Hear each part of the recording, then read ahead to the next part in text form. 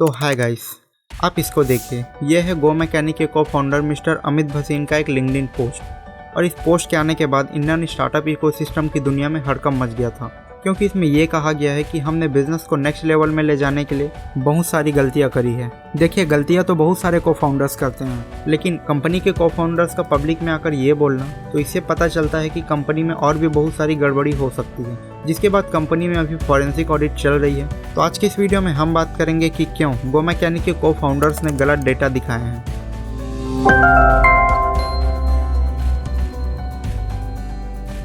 गो mechanic को 2016 में 4 लोगों ने मिलकर स्टार्ट किया था। अमित भसीन, कुशाल कारवा, ऋषभ कारवा एंड नितिन राणा।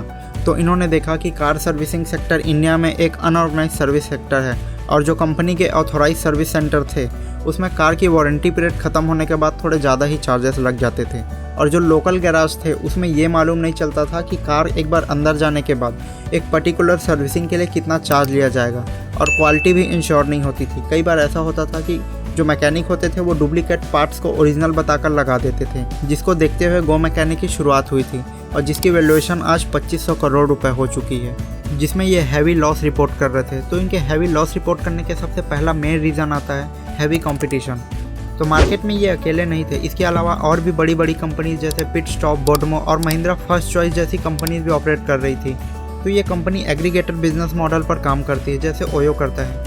जहां ओयो होटल्स के साथ टाई अप करता है, वैसे इन्होंने रिपेयर शॉप के साथ टाई अप किया, जिसमें ये अपने टाई अप वाले रिपेयर शॉप को कस्टमर ला कर देते हैं और उनसे 15% का कमीशन चार्ज करते हैं। और एक आर्टिकल के हिसाब से टियर 1 जैसी सिटीज़ जैसे दिल्ली, मुंबई, बेंगलोर जैसी सिटीज़ में गो मैकेनिक का एवरेज कस्टमर इनके रिपेयर शॉप में 5000 रुपये खर्च करता है, जिसमें गो मैकेनिक का ऑलमोस्ट 750 रुपये कमीशन होता है। लेकिन इनको एक कस्टमर लाने के लिए 1000 रुपये स्पेंड करने पड़ रहे थे, जिनसे उल्टा इनको लॉस ही हो रहा था। तो इन्होंने अपने लॉस मेकिंग बिजनेस को प्रॉफिटेबल लाने के लिए नए बिजनेस मॉडल में एक्सपांड करना शुरू किया, जिसमें इन्होंने सोचा कि अब ये बाइक की सर्विसिंग भी प्रोवाइड करेंगे। लेकिन जो मोटरसाइकिल की सर्विसिंग कॉस्ट होती है वो ही काफ़ी कम होती है, और उसमें मार्जिन बनाना मतलब नेक्स्ट टू इम्पॉसिबल है, जिसको देखते हुए ये स्पेयर पार्ट्स के बिजनेस में घुस गए, जिसमें ये डायरेक्ट बल्क में पार्ट खरीद रहे थे और इंडिया में अपने 5 बड़े बड़े वेयर हाउसेस भी बनाए।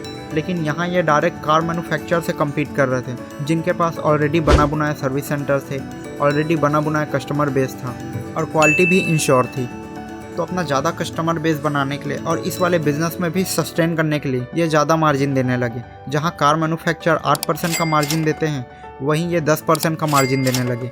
लेकिन इसके बाद भी यहाँ भी उनको उतना ज़्यादा प्रॉफिट नहीं हो रहा था जितना सोचकर ये इस बिज़नेस में आए थे। लेकिन इस बिजनेस मॉडल से इनको मेजर प्रॉब्लम्स आनी शुरू हो गई, जिसको देखते हुए ये फॉरेन कंट्रीज जैसे मलेशिया और केनिया में एक्सपांड करने का प्लान बनाया। लेकिन जब भी कोई कंपनी किसी नए मार्केट में खुद को एक्सपांड करती है तो काफ़ी ज़्यादा चैलेंजेस फेस करने पड़ते हैं। उनको नए एम्प्लॉयज़ हायर करने पड़ते हैं, अपने ऑफिसेस सेटअप करने पड़ते हैं, और अपने टीम भी बिठाने पड़ते हैं, और इसके अलावा भी काफ़ी इनिशियल खर्चे होते हैं। तो जिसको देखते हुए इन्होंने अपना ये वाला बिजनेस मॉडल भी बंद कर दिया।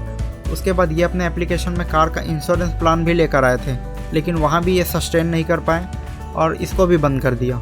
और इसी बीच आ गया कोविड, और लॉकडाउन में जो इनके थोड़े बहुत कस्टमर्स थे जो गो मैकेनिक के वर्कशॉप में आते थे वो भी बंद हो गया, और इस कंपनी की हालत और भी ज़्यादा ख़राब हो गई। फिर 2021 में जब लॉकडाउन खुला, टाइगर ग्लोबल से $42 मिलियन की फिर से फंडिंग लेते हैं, और इनका लॉस 2021 में 74 करोड़ से बढ़कर 2022 में 210 करोड़ का हो गया, जिसको देखते हुए फिर से ये एक बार अपने एग्जिस्टिंग इन्वेस्टर टाइगर ग्लोबल के पास इन्वेस्टमेंट के लिए जाते हैं, जहां वो इनको $1 बिलियन की वैल्यूएशन पर फंडिंग करने के लिए तैयार हो जाते हैं। लेकिन इनको चाहिए था $1.2 बिलियन की वैल्यूएशन, तो फिर से इनकी फंडिंग रुक गई।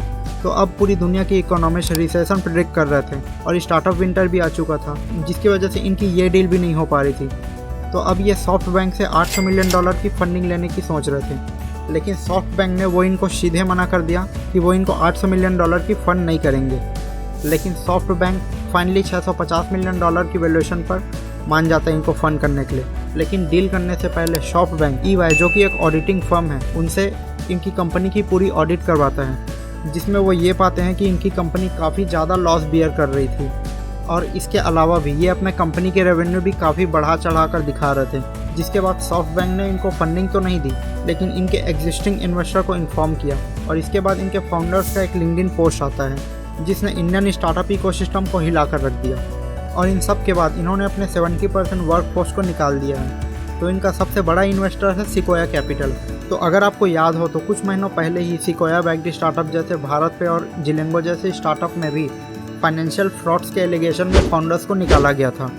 तो ऐसे कौन से बिजनेस लेसन है जो हम इनके बिजनेस से सीख के अपने बिजनेस में अप्लाई कर सकते हैं? Create a sustainable business model. तो इनको पीछे से फंडिंग मिल रही थी, जिसकी वजह से इन्होंने काफ़ी अलग अलग बिजनेस मॉडल अप्लाई करके देखा, लेकिन किसी भी बिजनेस मॉडल को अच्छे से ऑपरेट नहीं कर पाए और काफ़ी कैश बर्न किया। तो हमको बिजनेस को सस्टेनेबल बनाने में फोकस करना चाहिए और अपने इन्वेस्टर में पूरी तरीके से डिपेंड नहीं होना चाहिए। तो अगर आपको याद हो तो आस्क मी बाजार के साथ भी यही हुआ था, वो रातों रात कंपनी बंद हो गई थी।